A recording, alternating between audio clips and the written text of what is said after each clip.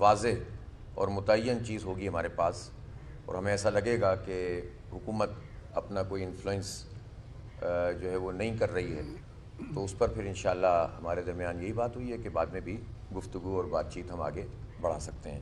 لیکن سر دست تو چونکہ شدید نوعیت کے معاملات ہیں، میں روز صبح شام عرض کر رہا ہوں، اس وقت بھی کچھ جگہوں پہ ریکاؤنٹنگ جاری ہے جو کہ اصولاً نہیں ہونی چاہیے، اور ریکاؤنٹنگ کے نتیجے میں کافی پرابلم سامنے آ رہی ہیں۔ جو کچھ الیکشن والے دن ہوا، ظاہر ہے اس کی ساری شکایات ہم نے الیکشن کمیشن کو بھیجی ہوئی ہیں۔ کچھ جگہوں پر ایسا بھی ہوا کہ پریزائڈنگ افسر سمیت وہ بھی اٹھا کر لے گئے، ڈبہ بھی اٹھا کر لے گئے، مقامی ایس ایچ او، وہ بھی ہم نے تمام چیزیں جو ہے وہ ڈالی ہوئی ہیں۔ لیکن ہمیں جو تکلیف پیش آئی وہ فارم 11 اور فارم 12 کے اجرا پر،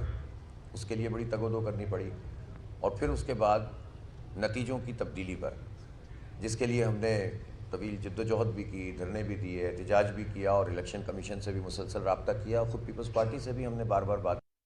ریزالو کریں۔ تو الیکشن کمیشن نے